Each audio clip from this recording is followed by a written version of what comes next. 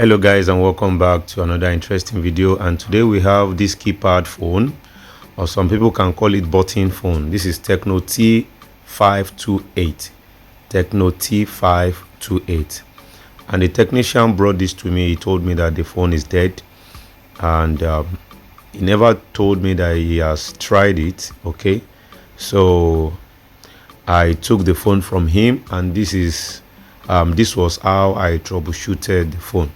The first thing I did was to put in the battery and try powering on the phone, but the phone is not powering on.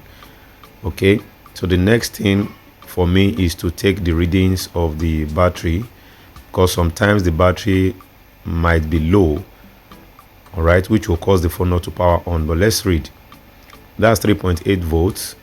That's very good enough to power on this phone, but the phone is still not powering on. Okay, so as a technician, I'm going to show you how to go about this, because like I said, a technician brought this to me. So if you get this type of phone, how would you troubleshoot it as a technician, step by step? Okay, the first thing is to read the phone on diode mode, the VBAT line, and the VBAT section. Okay, as you can see, the positive line is reading short to the ground, the middle terminal is okay, and the GND is always fine. Okay, we never had problem with that. Okay, but the positive line is very, very important. The positive line of the battery connector is shorting to ground.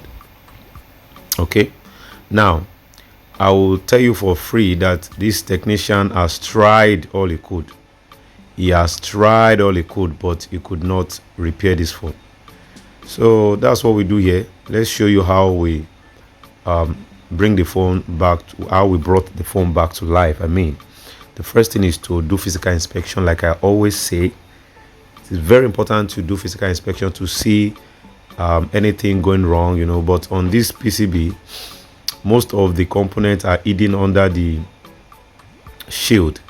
So we are going to remove this shield right here so that we can have access to the component under the shield. If you're interested in our line training, please DM us on the numbers on the screen. The numbers on the screen is not for you to ask for solutions to your problems. All right, join the online training so that when you join, you become a student and you'll be able to ask questions, any question that you want. Now the shield has been opened. I want you to pay close attention. There are proofs to show that the technician has really worked on this phone. Look at the flux on the high C. Like I presume this was how the technician, I think he tried to heat up the PCB. He applied paste, all those paste, all those flux. We call it flux, not paste. But those that does not know will call it paste. So it's not a paste; it's a flux. Those type of flux that that looks like that are molten in nature. So all right, what I did there was I tried to read all the components to see if there is any capacitor shorting or anything, but I found out few capacitors were shorting on this PCB. So I had to flux. This is a rosin flux. This is not the flux that we this is a rosin flux. I applied the rosin flux all around the PCB, you understand, so that we can see the particular component that is keeping this PCB dead. All right, don't forget to like this video and subscribe. It's very important. Now the next thing we're going to do is to inject voltage. All right, if you want to know the accurate voltage to inject on this type of PCB, please join our line training. We have extensive explanation on how to go about it. So I want you to pay close attention at this capacitor that is going to melt right closer to the network IC. Can you see this one? This capacitor right here melted. Okay, so we are going to take out that capacitor and we are going to replace it. So anytime you remove a capacitor like this, it's very important that you replace it. Okay, replace it. It's very, very important. As you can see, the capacitor is really, really shorting. All right, so make sure you replace and test the phone again. So it's very important. Now I'm going to clean away the flux that I applied, blow it, dry it up, Now this is where I remove the capacitor, as you can see. Now we are going to